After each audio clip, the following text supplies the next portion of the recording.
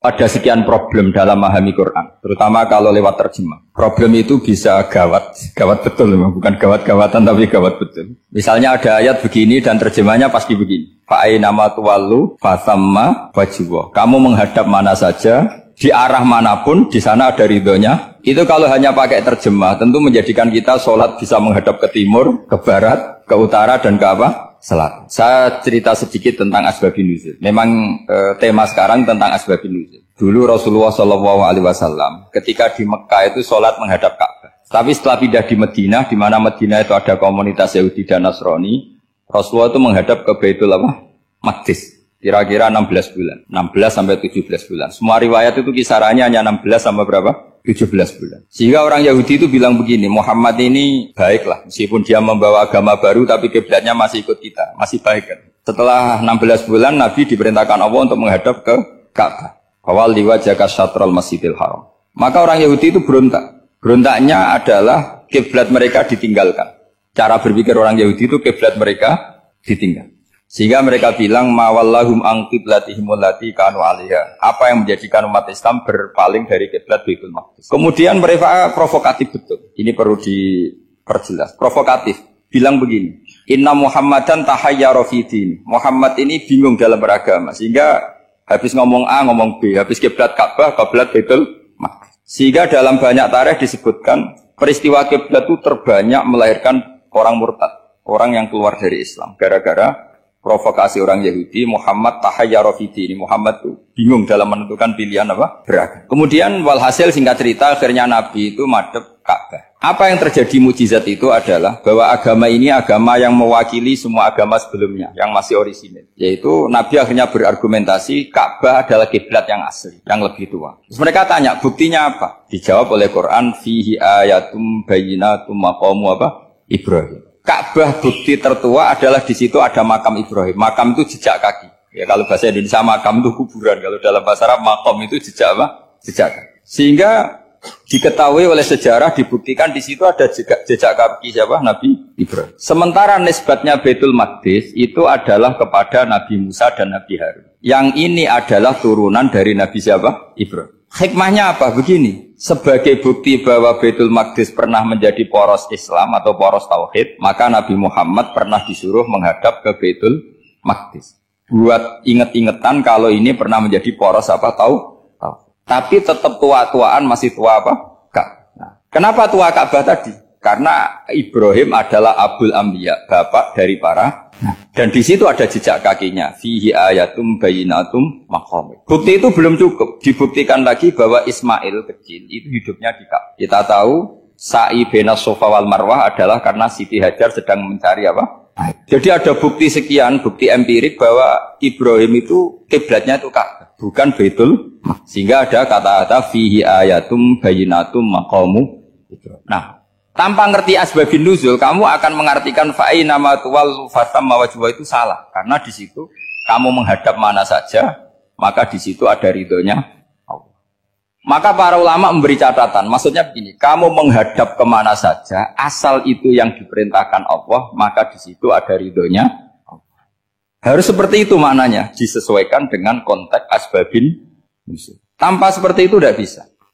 Dan masih banyak lagi kepentingan tentang asbabun nuzul. Jadi problem sekarang adalah banyak mufassir yang hanya mengartikan dari terjemah. Itu bahaya sekali. Jika ada orang yang menikah secara mut'ah, itu kan mirip kayak transaksi zina. Mereka berdalil famastamta'tum bihi minhunna fa'atuhunna ujurahun. Perempuan yang sudah kamu nikmati yang penting kamu bayar. Terjemahnya seperti itu. Karena ujur itu jamaknya ujroh. Itu fatal sekali. Padahal ayat itu begini, settingannya begini, setting siakul kalamnya atau asbabun nuzulnya begini. Ini sekaligus, memang saya sengaja ngaji dengan tema yang berat, bentuk penghormatan pada yang ngaji. Kalau temanya ringan kan kayak TPG. Begini asbabun nuzulnya begini. Wal muhsanatu minan nisa yang awal juz 5 itu, ya kita santai aja, yang awal juz 5 itu sebetulnya maktuf, diatafkan pada ayat hurrimat alaikum ummahatukum wa banatukum wa akhwatukum wa ammatukum wa kholatukum wa banatul akhi wa banatul ukhti. Jadi perempuan yang haram dinikah itu ada 7.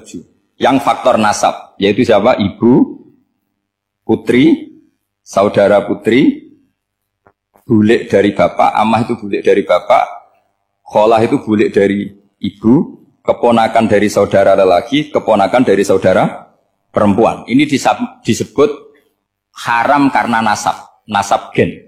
Kalau orang Jawa bilang hanya 4 karena ngitungnya bulik baik dari bapak maupun ibu. Kalau orang Jawa bilang kan bulik terus keponakan dihitung 1. Padahal ada keponakan dari saudara lelaki, ada keponakan dari saudara apa? Perempuan. Wa banatul akhi wa banatul ukhti. Terus kedua haram karena rodok. Kita tahu dalam hukum Islam rodok adalah sama dengan nasab. Jadi ibu yang pernah menyusui kamu berarti jadi ibu kamu. Dan saudara sepenyusuan berarti menjadi saudara kamu. Ini disebut wa ummahatukumul lati arda'nakum wa akhwatukum minar radha'. Terus ketiga haram karena musyaharah, karena besanan. Jadi pagi ini misalnya saya nikah dengan Sri, bilang qabiltu nikaha wa taswijaha bil mar'il madkur. Setelah nikah dengan Sri ini otomatis ibunya dia menjadi mertua. Otomatis haram saya apa? Nikah. Ini namanya haram karena musyaharah. Atau kamu punya anak Zaid. Zaid pagi ini akad dengan Sri. Berarti Sri adalah menantu Anda. Otomatis haram bagi Anda. Itu namanya haram karena musyaharah, karena bisanan. Itu yang disebut waroba haram-haram itu kan saat terus itu wa ummahatu nisaikum. Ibu dari istri-istri kamu. Memang ini agak jelimet. Tapi memang syaratnya mufassir harus biasa jelimet. Jangan hanya nyari partai, ayat-ayat untuk kepentingan partai. Wah itu ngeri.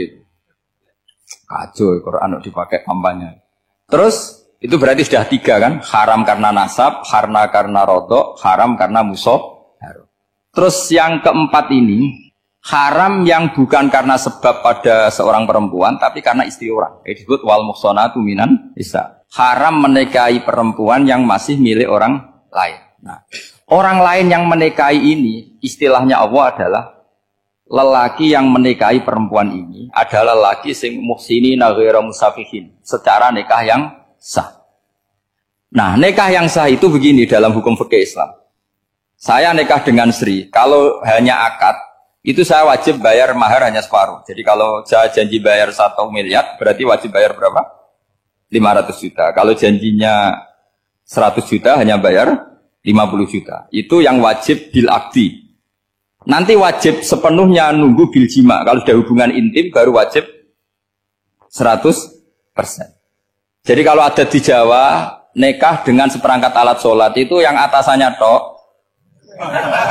itu wajib karena akad. Nanti bawahnya nunggu setelah hubungan apa? Intim. Nah, ini hukum Quran bukan hukum saya. Makanya kan wa in talaqtumuhunna min qabli an tamassuhunna terus fanis suma faradtum. Hanya wajib bayar setengah. Nah, perempuan yang sudah diajak hubungan intim itu kata Allah fa'atuhunna ujurahun, maka wajib kamu bayar penuh. Jadi ayat itu tentang perempuan yang sudah dinikah, kita harus bayar berapa? Harus bayar penuh. Ini penting saya utarakan. Nah, problem kita sebagai orang Indonesia ini juga problem Pak On, problem semua kiai. Mahar di Indonesia itu nggak bisa dibahas di Quran karena keterlaluan, kecilnya itu keterlaluan. Saya ini kan kiai, sering ngakatkan tuh sampai bosan, seperangkat alat sholat itu ngawur sekali. Ini mbak harus nggak mau gitu. Saya provokasi minimal itu ya berapa? 100 juta berapa? Pantasnya berapa? Pantasnya berapa? 10 gram itu berapa nilainya? Kan 1 gram 500.000 baru 5. Ya sudah mendingan itu 10 gram. Quran itu bayangannya gini sambil latihan, yang hafal-hafal biar latihan. Jangan dapat beasiswa karena hafal tapi nggak jelas juntrungannya. Quran itu bayangannya gini, ini nggak mungkin Quran ini bisa dibaca di Jawa. Wa in aradtum istibdala zaujim makana zauji wa ataitum ihdahunna qintaran fala ta'khudhu minhu syai'a. Jika kamu nikah sama seorang perempuan, kemudian kamu cerai, maka mahar yang sudah kamu berikan jangan ambil lagi. Karena mahar di Arab itu mahal, 100 juta, kadang mobil Alphard, kadang GMC. Sehingga setelah menceraikan tuh kebayang menarik. Kok enak dulu saya memberikan itu kan karena dapat servisnya. Sekarang sudah saya cerai, saya tarik. Kalau mahar di Indonesia kan seperangkat alat sholat. Jadi gak kebayang ada kalimat fala ta'khudhu minhu syai'a, jangan ambil lagi. Kebayang ngambil aja enggak? Apalagi kalau nikahnya sudah 2 tahun kan sudah lusuh, sudah. Tapi kalau di Arab itu kebayang karena mahal. Makanya orang Arab suka nikah orang Indonesia karena murah. Jadi bahasa kintoron tuh harta yang enggak ternilai. Wa ataitum ihdahunna kintoron. Kok yang enggak ternilai? Mahal betul. Itu pernah saya hitung, ada yang mahar itu 400 juta, ya sekira segitu. Nah makanya setelah dicerai, Allah memperingatkan setelah kamu kasihkan, ya jangan minta lagi. Kenapa kepikiran minta? Karena jumlahnya besar. Kalau di Indonesia kepikiran nggak minta, nggak kepikiran, saking kecilnya. Seperangkat alat sholat, kadang 1 juta. 1 juta itu setelah hubungan intim, sebelumnya yang wajib hanya 500. Itu kan nggak kebayang. Makanya susah ngartikan Quran di Indonesia, kadang susah, karena kadang terlalu. Itu pernah Sayyidina Umar radhiyallahu anhu pernah bilang begini, wahai para perempuan, mahar itu jangan mahal-mahal, kasihan para lelaki. Itu ada perempuan alimah ya, orangnya alim betul. Itu usul langsung gini, ya Amirul Mukminin, laisa dzalika laka ya Amirul Mukminin. Waqad qala ta'ala wa ataitum ihdahunna qintaran. Kamu hanya seorang Amirul Mukminin, tidak berhak bikin aturan pembatasan mahar. Allah saja tidak batasi, kenapa kamu batasi? Sehingga dulu yang namanya nikahnya Sulaiman Agung atau Jamaluddin siapa Ratu Agung, kalau hadiah ya sampai tas mahal itu. Ini kan dari bahasa Arab mumtaz mahal. Mumtaz itu istimewa, mahal itu tempat. Dia punya istri yang sangat dicintai, dikasih hadiah mumtaz mahal. Terus ilat Jawa jadi apa? Tas mahal. Itu sama Mujid Ulil Albab kalah. Itu kalau cerai kan kepikiran minta lagi. Dikasihkan yang baru. Tapi kalau di Indonesia tidak mungkin karena apa tadi? Seperangkat alat sholat. Begitu nyari yang murah lagi. Yang bagus kitanya, bungkusnya yang bagus. Maka nggak mungkin kita maknani Quran tanpa mengenal yang bernama asbabin. Karena makna ayat itu bisa kacau kalau kita tidak tahu asbabin. Yaitu kayak tadi makna fa'ina ma tuwallu fasamma wajhu. Itu maknanya kan kamu menghadap mana saja, boleh saja di sana ada ridhonya Allah. Berarti kan bisa ke timur, ke selatan, ke utara, ke barat. Itu bahaya betul. Sehingga kata ulama harus mengkaji asbabin. Supaya porsi ayat ini sampai semana jauhnya itu kita tahu.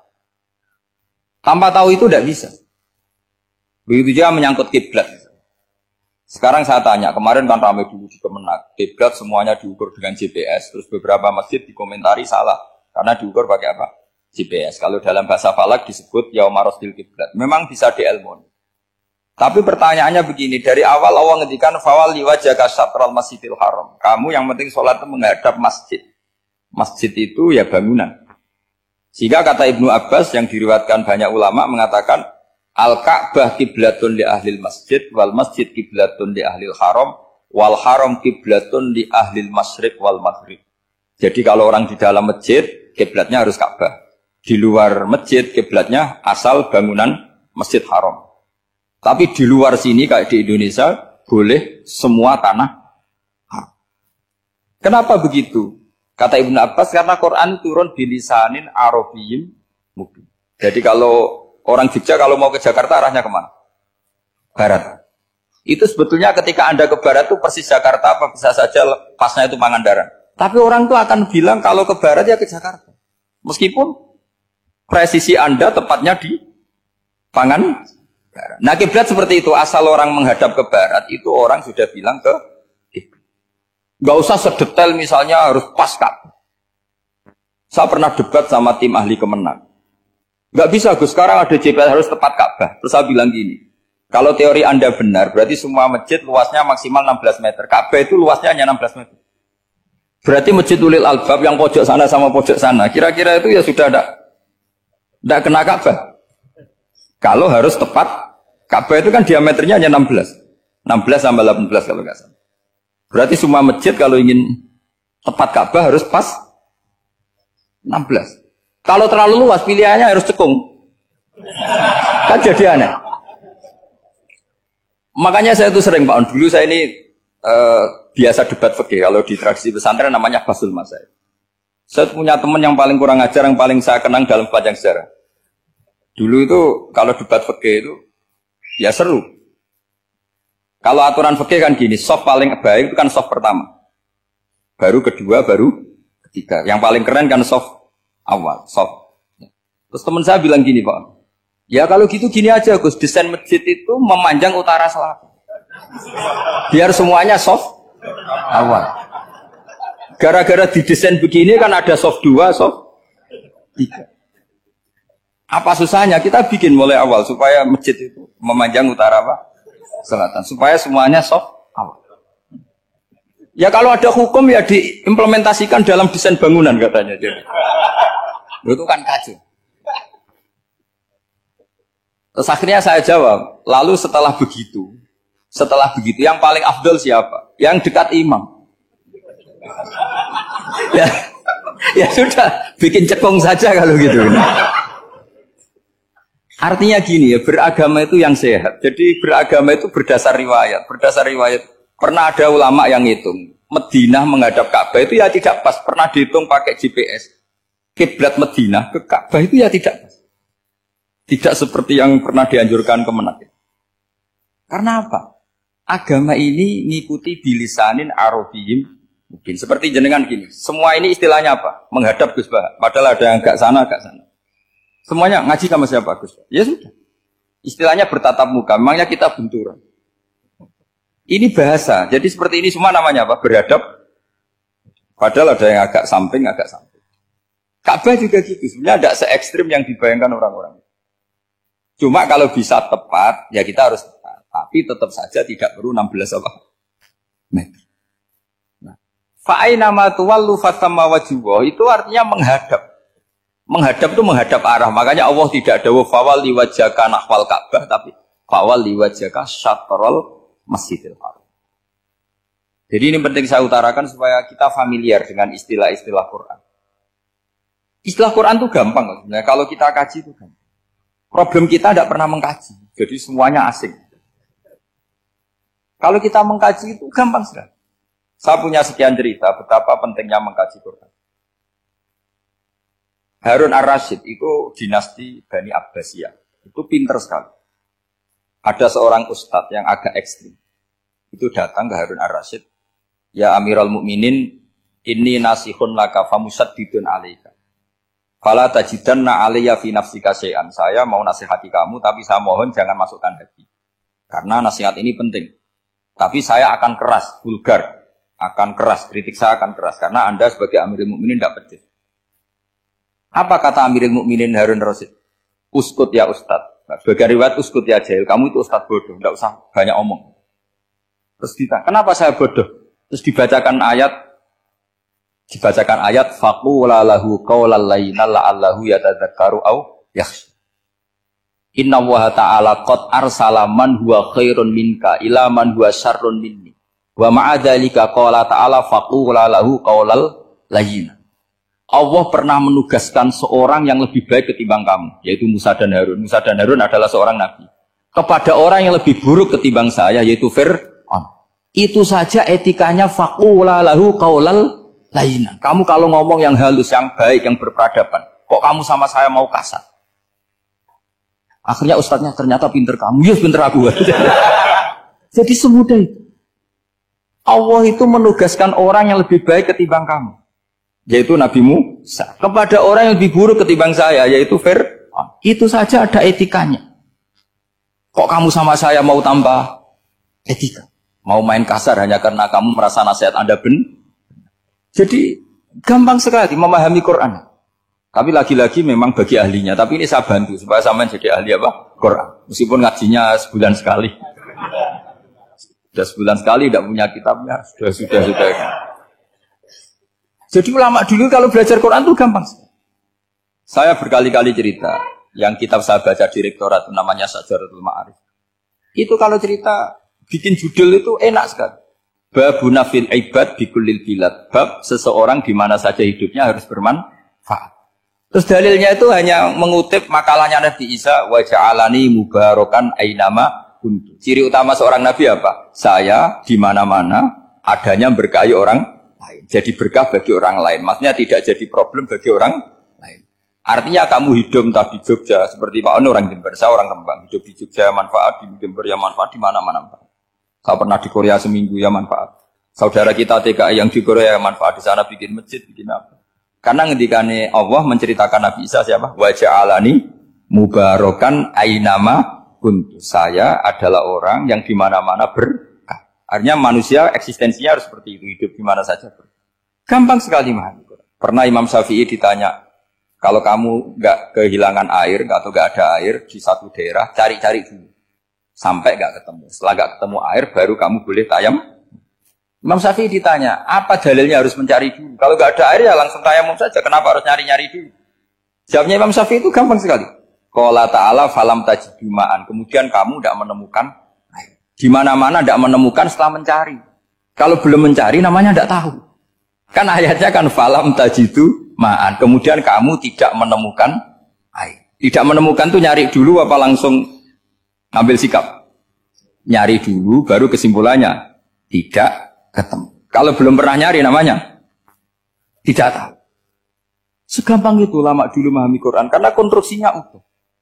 Yaitu mereka tahu betul bahwa Quran itu bilisanin Arabiyim. Ketika Futuhat Syam. Syam dulu itu dikuasai tentara Romawi. Era Sayyidina Umar Futuhat. Yerusalem dikuasai tentara Islam. Itu awal Sayyidina siapa? Umar radhiyallahu anhu. Ketika Futuhat mau ada pesta besar-besaran. Tapi Umar menolak. Ketika menolak, kenapa Anda menolak? Beliau hanya membaca ayat Inna wa ta'ala ayyara qauman faqala adhabtum thayyibatikum fi hayatikumud dunya.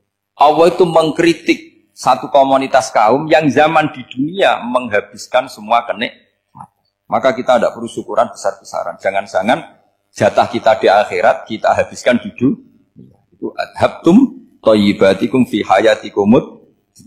Semudah itu. Semudah itu ulama. Rasulullah pernah dahar, pernah makan. Makan karena 3 hari gak makan, cara di Indonesia gak makan nasi, gak makan daging, sudah lama sekali. 3 hari Nabi itu hanya makan kurma dan air putih. Pernah Nabi gak makan roti sampai 3 hari. Kalau Indonesia mungkin gak makan nasi. Di hari ketiga, ada sahabat yang berbaik hati, Nabi disembelihkan kambing, dipotongkan kambing, Nabi disuruh dahar. Itu baru dahar setengah piring, Nabi berhenti. Ketika ditanya, setengah piring itu kan sudah kuat. Untuk sholat, untuk apa sudah kuat. Ditanya, ya Rasulullah kenapa berhenti? Bukankah engkau tidak makan ini 3 hari? Nabi menjawab, walatus alunna yawma idzin anin naim. Semua nikmat yang saya rasakan nanti ada pertanggungjawabannya. Makanya saya tidak ingin banyak-banyak. Wah itu kalau diterapkan di sini enggak populer. Makanya saya tahu gayanya ngaji Quran itu enggak siap dengan konsep-konsep Quran ini.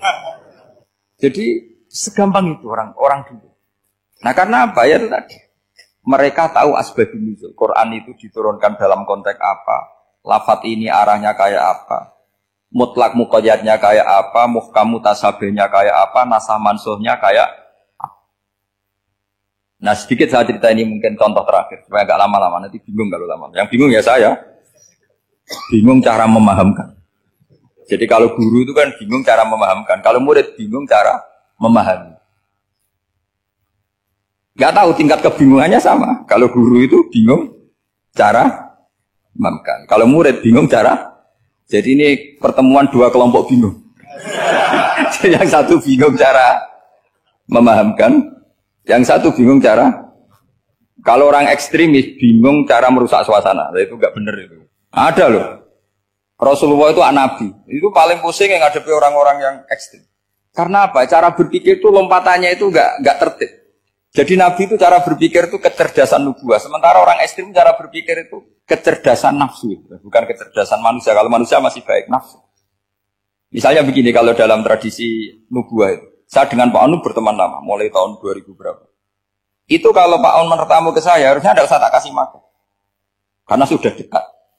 Tapi kalau kenalan baru itu dikasih makan, disangoni. Jadi Nabi itu perilakunya agak unik. Akhirnya ada orang yang cara berpikir itu dangkal. Ya Rasulullah ini tidak fair. Yang iman lama tidak diservis, yang iman baru diservis. Cara berpikir Nabi begini, orang Ansor itu kan sering memberi Nabi. Perjuangannya Nabi ditopang orang apa?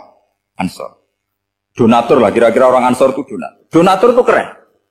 Karena donatur itu artinya al-yadul ulya khairum minal yadis. Sehingga ketika Nabi sudah menguasai negara, menguasai Mekah, Madinah, sudah futuhan. Itu orang Ansor tetap tidak diservis. Yang diservis Nabi itu orang-orang baru masuk Islam, disebut wal mu'allafati qulubuhum atau Islam mu'allaf. Ada 1-2 orang yang protes, tentu yang enggak pinter, Tukang protes pasti tidak pintar. Wong iskal-iskalnya sendiri, otaknya nggak sampai-sampainya sendiri, orang lain disuruh jawab. Makanya di sini tidak ada tanya jawab. Nanti iskal-iskal kamu sendiri, bingung-bingung kamu sendiri, saya disuruh jawab. Berarti Gus Pak nggak mau ditanya, ya memang nggak mau karena nanti jawab sendiri aja, nanti pinter sendiri, kapan-kapan pinter sendiri. Akhirnya tanya begini, cara tanya gini, ya Rasulullah, ini nggak fair.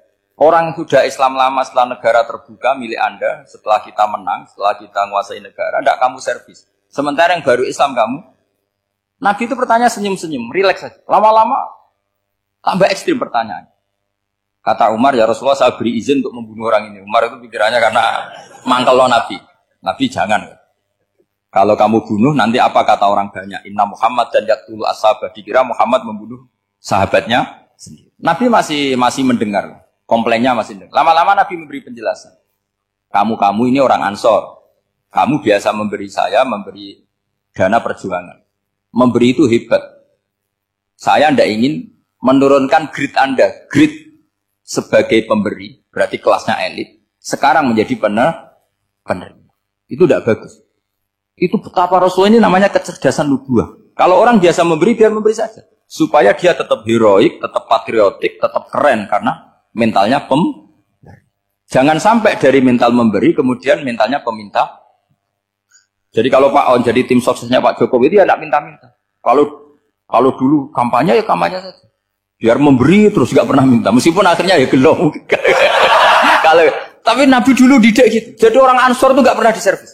Padahal jasanya kayak gitu. Supaya kelasnya tetap kelas elit, yaitu pemberi, penanggung jawab. Nabi gak ingin orang Ansor turun grade menjadi penerima. Orang-orang yang cerdas nubuah menerima konsep Nabi seperti itu. Tanya sama Pak On, saya dan Dani terjemahan UI itu puluhan tahun sama Pak Zul. Itu beliau ke kontrakan saya ke rumah beliau. Tidak pernah berharap apa.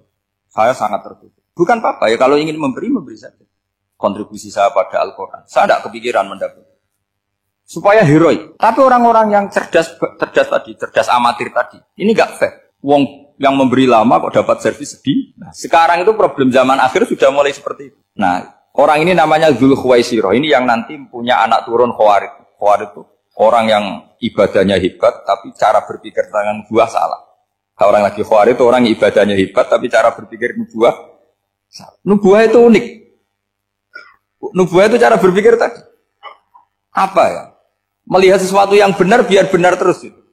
Yaitu tadi, mental memberi itu ya biar memberi terus, tidak usah di-share.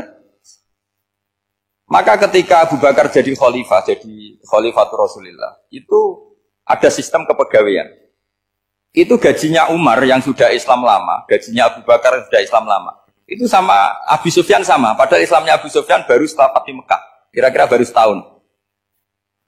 Terus diprotes sama orang-orang, ini Islam lama kok gajinya sama Islam yang baru setahun kok sama. Kata Abu Bakar, fadailuhum indallah, mereka punya kelebihan Islam lama itu indallah, nanti balasannya biar surga.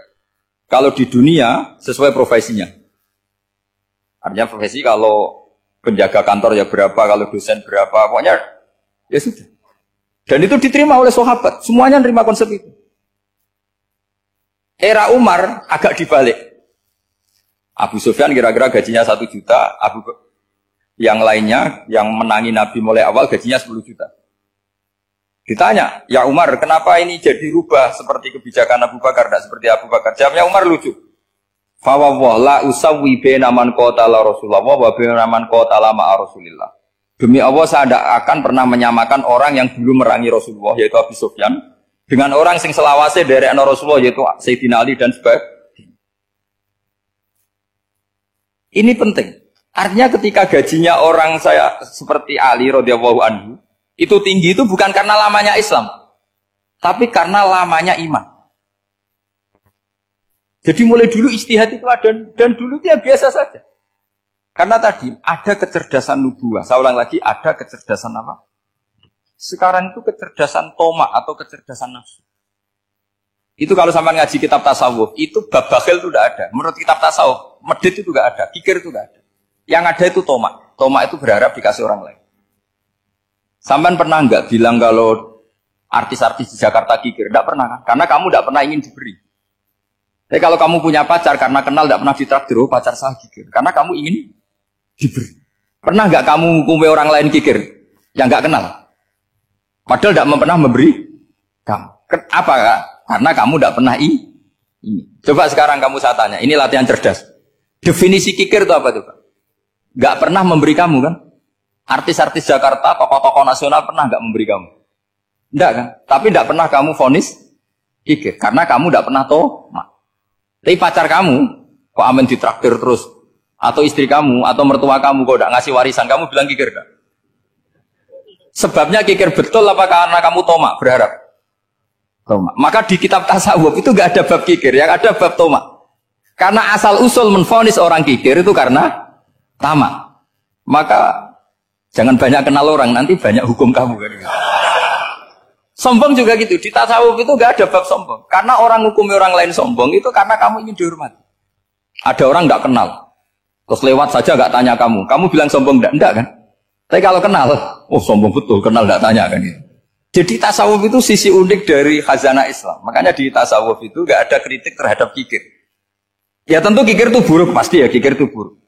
Tapi nggak perlu dikritik. Jangan-jangan yang salah kamu. Terus ingin kenal Pak Jokowi ingin jadi menterinya, nanti kenal rektor ingin jadi pegawainya. Ketika nggak diturutin, bilang Pak Rektor kikir. Tapi orang lain ya kak pernah berharap, mungkin nggak menvonis Pak Rektor atau Pak On ini kikir, enggak kan? Berarti vonis kikir itu status orang itu apa nggak kesampaian niat kamu? Memang agak jelimet ilmu tasawuf itu, tapi itu unik, itu bagian dari khazanah apa? Islam. Makanya Rasulullah itu sering isti'adah minta perlindungan wa min toma'en fi ghairi matma'in. Ya Allah, saya tidak ingin berkeinginan yang tidak layak. Coba kamu protes negara itu karena apa? Ingin makmur sejahtera tanpa kerja, sehingga nyalakan menteri keuangan, menteri ini itu. Makanya kalau guyonannya ulama tasawuf gini, tak beri bocoran, guyonannya orang tasawuf. Begini guyonannya. Anta lam tajid min nafsika kullama turid, fa kaifa turidu min ghairika kullama turid. Kamu yang punya keinginan saja tidak bisa memenuhi apa yang kamu inginkan. Kenapa keinginan itu kamu timpakan ke orang lain untuk memenuhi kamu? Wong kamu yang punya keinginan saja tidak bisa mewujudkan. Kenapa keinginan Anda kamu timpakan, bebankan orang lain untuk memenuhi keinginan Anda? Misalnya kamu, Gus saya ini goblok, tolong pinterkan. Wong kamu yang ini saja tidak bisa. Kok menyuruh saya? Jadi kalau tiap tasawuf itu unik. Seperti kamu mencintai istri tulen, itu ingin kan dicintai istri tulen. Kamu sendiri kan nggak bisa cinta tulen, masih pelengahan sana sini. Kamu pacaran, ingin pacar kamu setia. Ternyata kamu bikin sekian alternatif. Kalau putus ini punya ini, putus ini. Tapi kamu ingin ini setia, kan gak fair. Makanya guyonnya orang tasawuf itu, anta lam tajid min nafsika kullama turid, fa kaifa turidu min ghairika kullama turid. Gampang tuh apalane, pokoknya ratrit gitu aja gampang. Jadi kamu yang punya keinginan saja tidak bisa memenuhi. Kok orang lain disuruh memenuhi? Sehingga orang tasawuf itu malu betul. Misalnya saya kok ingin Pak On takdim sama saya itu kurang penggawean. Kalau saya ingin ditakdimi saya menakdimi diri saya sendiri. Makanya berbahagialah orang yang ngilu terus saya ganteng sendiri ya Allah. Saya kaya sendiri. Menunggu orang lain bilang kamu kaya itu repot. Menunggu orang lain bilang kamu hebat itu, ya sudah bilang aja ya Allah saya hebat, ya Allah saya ganteng, ya Allah saya cantik. Daripada menunggu orang lain bilang apa? Cantik. Jadi ilmu tasawuf itu unik. Jadi kalau fikih itu yang dikritik itu kikir. Kalau tasawuf enggak tomak.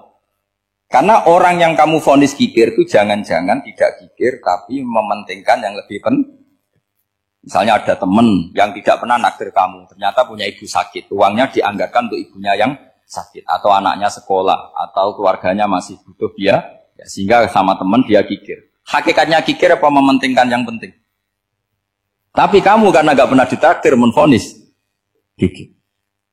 Nah, ini pelajaran. Jadi makanya yang dianteni ilmu tasawuf itu tomak, tamak itu kalau dalam bahasa Indonesia, bukan kikir. Karena vonis kikir itu akan disematkan orang yang tidak kesampaian hajatnya. Makanya bapak saya itu, keluarga kiai itu ajarannya itu. Yang penting jangan berharap dari orang lain. Ini Pak On saksinya, saya dulu benahin terjemah itu nggak pernah ingin diperlakukan seperti ini. Ya ngaji aja. Karena pikirannya keluarga kiai itu sederhana. Kalau ngamal ya ngamal saja. Ngamal itu heroik. Makanya buyut-buyut kita semua ini kan pahlawan semua. Membela negara Indonesia jadi merdeka. Ya nggak pernah kebayang jadi presiden, menteri. Tapi sekarang nggak, ngamal sedikit saja harus jadi menteri. Jadi ini bahaya kalau dalam kelangsungan bernegara. Karena orang biasa transaksional. Awal negara ini dibangun berdasar heroik, bukan berdasar apa? Transaksional. Tapi sekarang orang akan membiasakan itu. Apa-apa itu transaksional. Ini tidak bagus untuk kelangsungan bernegara. Apalagi kelangsungan beragama. Sehingga seperti saya ini masih punya desa-desa binaan di Sragen, di pedalaman Papua sekalipun. Saya punya santri banyak di Papua. Itu kalau cerita itu unik-unik. Itu mau Jumatan, itu enggak ada orang 40. Sudah datang setengah 12. Itu datangnya 3 jam. Di situ mau ketemu santri 3. Akhirnya mereka tanya gini, Pak. Pertanyaannya itu, Gus, boleh enggak Jumatan orang 3? Secara fikih Syafi'i kan harus orang 4. Kemudian mereka tak bilang, buat sholat duhur saja. Mereka enggak mau. Wong Jumat-Jumat kok duhur. Harinya kan Jumat, masa sholatnya? Sehingga kita yang jadi kiai akhirnya nyari fikul madzhabil arba. Nyari fikih madzhab 4. Ternyata Imam Malik membolehkan orang 6. Ada yang bilang 12. Yang penting keceluk jamun itu kelompok. Kalau 3 kan belum keceluk apa? Belum disebut apa? Ini penting saya utarakan supaya kita berjuang itu bukan karena selfie seperti ini. Tapi yang namanya dakwah itu menjadikan orang tidak tahu menjadi tahu. Termasuk kepada desa-desa tertinggi. Sama. Yang namanya menteri itu pembantu presiden untuk memenuhi kebutuhan rakyat banyak. Sekarang misalnya menteri pertaniannya itu hebat, cerdas. Tapi petani nggak mau nandur padi mau apa? Coba yang membantu ketahanan pangan itu para petani mau nanam padi apa karena menteri pertanian? Karena petani mau nanam. Ya sudah GR saja, kita pembantu presiden semua. Karena ikut menyumbangkan ketahanan pangan. Tapi kamu kan nggak digaji, kita keren, ngamal tambah harap gaji. Ini penting. Supaya Anda itu nggak hati kecil gitu. Ikut menyumbang negara tanpa ingin dapat gaji. Keren nggak? Nah itu nubuah. Apa? Nubuah. Orang Ansor itu seperti itu. Sehingga ketika Rasulullah wafat dan ada kompetisi kepemimpinan, itu orang Ansor gak ikut. Sudah kita makmum saja, silahkan dibagi di... Saking baiknya orang Ansor.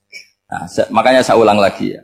Kecerdasan nubuah ini yang gak difahami orang Khawarij. Orang Khawarij cara berpikir, yang kerja banyak harus dapat banyak. Sementara kecerdasan nubuah enggak. Yang biasa memberi, terus memberi saja. Ini saya baca supaya dapat berkahnya ulama-ulama dulu. Karena ini dikarang oleh ulama yang dipakai rujukan seluruh dunia. Begini, qala Ibnu Taimiyah, ma'rifatu sababin nuzuli yu'inu ala fahmil ayat.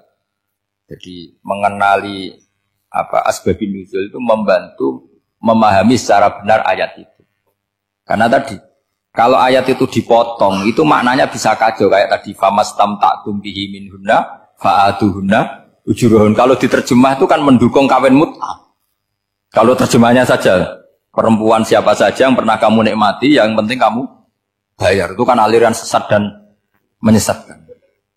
Itu konteks asbabin nuzul tidak seperti itu. Perempuan yang sudah menjadi istri kamu. Seolah lagi perempuan yang sudah menjadi istri kamu, jika sudah kamu hubungan intim, maka maharnya harus dibayar penuh.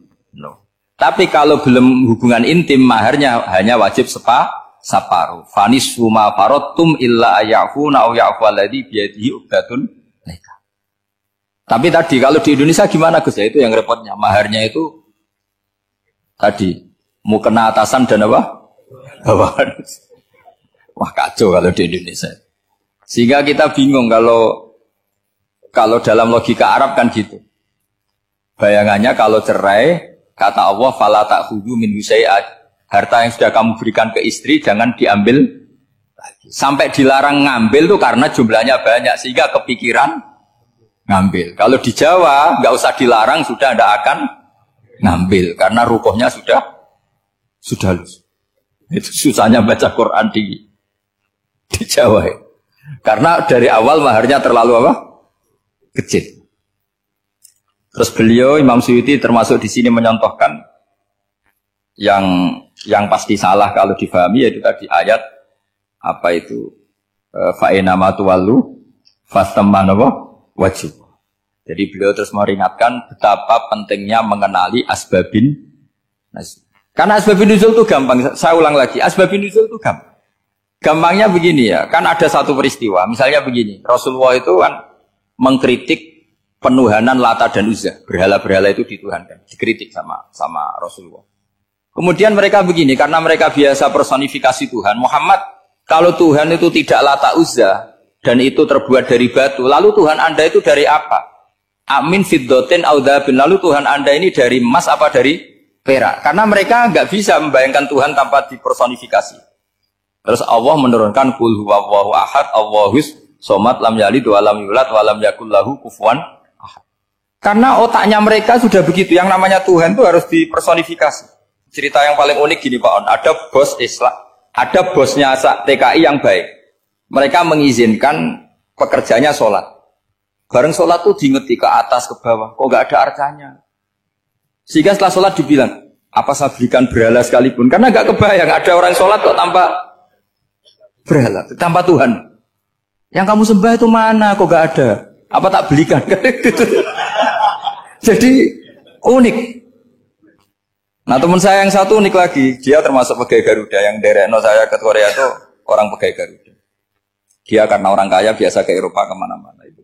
Singkat cerita dia sholat di mall karena nganggep Korea itu sudah negara maju kayak Eropa. Setelah sholat di mall pas asar itu, security-nya nelpon polisi. Pak polisi di sini ada ritual teroris. Jadi kalau menamakan sholat itu ritual teroris. Jadi artinya apa? Ritual-ritual yang kita lakukan itu macam-macam cara pandang. Orang ateis itu kan Cina kan Korea itu kan ya Cina lah, Korea, Jepang, RRC itu kan sipit. Itu ya yang namanya ibadah sembahyang harus ada patungnya atau ada arcanya atau ada benda-benda. Orang Islam kan nggak ada sama. Makanya mereka itu kok bisa? Problemnya kita, saya ulang lagi, ini problemnya. Problemnya kalau ada itu ya repot. Begini misalnya, ini masih tentang asbabun nuzul. Ini contoh terakhir tentang masih asbabun nuzul. Umar radhiyallahu anhu, sahabat Umar itu kalau mencium Hajar Aswad itu sambil gedumel. Tidak berdoa tapi gedumel. Masyhur. Itu ada di Bukhari. Alim tu annaka hajarun la tadurru wa la tanfa walau la anni ra'aitu Rasulullah wa qabbalaka ma qabbaltuka. Saya tahu loh. Nyium Hajar Aswad dicium tapi sambil gedumel. Saya tahu loh kamu hanya batu, enggak mandoroti, enggak manfaati. Kamu jangan GR, saya cium itu jangan GR. Kalau saja saya tidak melihat Rasulullah mencium kamu, maka saya ada sudi nyium kamu. Dah gitu aja. Terus itu tiap nyium Hajar itu tidak doa. Kalau kamu kan enggak minta kaya, minta macam-macam. Kalau Umar malah gitu. Nah, kenapa demikian? Itu ada asbabun nuzulnya. Umar itu saksi sejarah. Ketika Rasulullah Fathi Mekah, Nabi kan tawaf terus mencium Hajar. Itu di belakang masih banyak orang kafir. Kebetulan Umar masih di sana. Sudah Islam Umar, tapi dia di belakang. Dengar orang-orang kafir, Muhammad itu aneh. Katanya melarang nyembah batu. Ternyata dia nyembah batu. Jadi Nabi nyium Hajar Aswad itu dikira nyembah. Katanya ngelarang nyembah batu, tapi dia kok nyembah batu. Karena Nabi mencium Hajar Aswad. Nah karena untuk menghilangkan stigmasi itu, Umar tiap nyium Hajar Aswad itu ngomong gitu. Kan ada sound system, mungkin jadi sound system. Supaya jelas bahwa penciuman ini bukan karena menyembah. Artinya mudah sekali kenapa Umar ngomong gitu. Karena asbabun nuzulnya seperti itu. Coba kalau kamu tidak tahu asbabun nuzul, Umar maksudnya gimana? Gak doa, gak apa kok malah ngomong gitu kan. Tapi kalau kamu tahu asbabun nuzul Umar itu yang mendengar komentar orang sama ketika kita tawaf itu kan 3 pertama kan kita lari-lari kecil. Itu ceritanya juga gitu. Rasulullah itu hidup di Medina, terus diterkenalkan miskin. Medina itu kota wabak, kota penyakit, endemik. Dulu Medina, Yasrib itu kota endemik. Sehingga kata orang kafir-kafir Mekah, yaji ulihadal bait kaumun qad wahanat huma Yasrib. Nanti akan datang satu komunitas kaum yang sudah lemas karena kena penyakit TBC dari Yasrib. Nabi dengar itu, makanya terus bilang ke para sahabat, tunjukkan kalau kamu kuat dengan cara lari 3 kali. Terus pakai pakaian yang kelihatan maco, yaitu yang dipakai lelaki-lelaki. Bahunya dikelihatan. Nah, setelah Rasulullah wafat, Umar menggantikan beliau setelah Abu Bakar. Umar bilang gini, sebetulnya tawaf seperti ini, yaitu lari pertama 3 putaran pertama lari dan memperlihatkan pundak seakan-akan orang maco itu sudah enggak perlu. Karena alasan itu sudah tidak ada. Tapi ini tinggalan Rasulullah, maka jangan rubah ya tetap seperti ini. Akhirnya meskipun sudah tidak ada alasan tadi menjawab stigmasi orang kafir, tetap tawaf seperti itu. Jadi memang agama itu unik. Kadang kita harus tahu alasannya, tapi alasan itu kalau menjadi mahatul hukmi, pijakan hukum sah. Misalnya kamu terus bilang gini, Berarti tawaf sekarang bebas, nggak perlu seperti itu. Kan alasan itu sudah ada. Tidak ada. Nah di sini pentingnya riwayat. Riwayat itu begini. Logikanya sudah nggak ada, tapi kaifiah itu, cara itu masih kita terus. Dan itu memang saya ulang lagi harus tahu asbabun nuzul. Saya beri contoh ya misalnya, wa idza darabtum fil ardi falaysa 'alaikum junahun an taqsuru minas shalah. Terus ayat di mana? In khiftum ayyaftinakumul ladzina kafaru. Jika kamu pergi dalam keadaan takut ditangkap orang kafir atau takut diculik orang kafir, maka kamu boleh mengqasar salat. Itu jelas ada ayat in khiftum ayyaftinakumul ladzina kafaru. Jika kamu takut diculik orang kafir. Sehingga ketika ba'da Fatih Mekah, setelah Mekah dikuasai Islam, Umar tanya, "Ya Rasulullah, kenapa engkau masih salat qasar? Bukankah kita sudah aman?" Waqad qala ta'ala in khiftum ayyaftinakumul ladzina kafaru. Allah ngendikan boleh mengqasar itu kalau dalam kondisi takut. Waqad kunna fi amrin, sekarang kita sudah aman. Jawabannya Rasulullah itu unik. Ya Umar, hadhihi shadaqatun faqbalu shadaqah. Ini sedekahnya Allah, bonus sudah terima saja, enggak usah catatan-catatan gitu. Sehingga era Umar ya ada lagi yang tanya Umar begitu. Terus kata Umar, sa'altu dzalika Rasulullah sallallahu alaihi wasallam faqala hadhihi shadaqatu wa faqbalu shadaqah. Sudah ini bonus dari Allah, terima saja. Ini kan unik. Padahal kalau secara disiplin ilmu kan begini. Kamu boleh mengqasar sholat kalau dalam bepergian dan dalam keadaan takut. Logika hukumnya kalau tidak takut, tidak usah. Sama seperti begini. Kamu kalau pergi jauh seperti saya Pak On, itu ngosor sholat apa enggak ngosor kan? Alasannya kalau kosor itu, kalau pergi itu masyakot, repot. Sekarang pergi kita pakai Alphard, pakai Innova. Bawa uang, disupirin, itu masyakot enggak? Enggak kan? Tetap boleh jamaah enggak? Boleh. Sebenarnya kamu jamaah itu karena pengetahuan hukum apa karena enak jamaah? Kalau alasannya masyakot, kan sekarang sudah ada. Enggak repot. Ya sudah pakai hadis tadi, ini hadiah, terima saja. Jadi makanya agama itu riwayat. Tapi ada saja ulama yang agak balik loh. Agak balik gini, banyak juga ulama misalnya duwe gawe, ibunya sakit terus ribet jamak sholat. Kenapa? Ribet ngurmat ibu. Makanya ada saja kiai yang duwe gawe mantu itu terus jamak sholat, tapi jangan ikuti. Tapi ada saja karena alasannya jamak itu karena apa? Repot. Ya ada saja, tapi ya jangan ditiru. Cuma saya ini cerita analisis hukum itu memang agak-agak unik. Jadi tadi kadang Nabi itu ditanya, ya Rasulullah, kita dulu boleh jamak qasar ini kan karena in khiftum ayyaftinakumul ladzina kafaru, takut diancam orang kafir. Sekarang aman, kenapa tetap jamak? Jawabannya Nabi, ini hadiah, terima saja. Ya ada sahabat yang bantah, kenapa Nabi? Allah itu zat yang baik. Kalau sudah ngaji bonus nggak pernah ditarik lagi. Makanya Nabi kalau berdoa itu unik. Ya. Siapa yang disiksa di dunia karena dosanya, fawahu akramu min ayyus sanniya uqubatahu fil akhirah. Kalau ada orang salah kok di dunia sudah dikasih sanksi, Allah itu lebih mulia untuk mengulang nanti di akhirat. Akram itu Allah terlalu mulia, maksudnya orang kepikiran wis males ya selesai, tidak akan di. Kalau sampean kan enggak, masih ingin lagi. Jadi itu cara berpikir apa? Nubuwah. Jadi berpikir nubuwah itu beda. Ada orang pas sujud diinjek sama orang fasik, diinjek, kemudian si yang sujud tadi, wallah la yaghfiru wa laka, demi Allah tidak akan ngampuni kamu. Itu langsung Allah memberi wahyu sama Nabi di zaman itu. Bilangin yang sejak sujud itu, dia harus minta maaf sama saya, kata Allah. Mangdzalladzi yata'alla ala fulan, dia bersumpah bahwa Allah tidak akan memaafkan orang, itu harus diralat. Nabinya iskal, kenapa ya Allah? Yang Tuhan itu saya ini punya sifat dua, bisa menyiksa dan bisa memaafkan. Kenapa dia milih sifat saya satu tidak memaafkan? Akhirnya apa?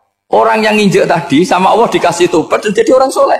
Jadi itu makanya kamu nggak boleh jadi orang ekstrim nyifati Allahnya satu. Nggak boleh, Allah tetap bisa yaghfiru liman yasha wa yu'adzibu man yasha. Sifatnya Allah dua ya tetap dua, nggak boleh kamu pilih satu.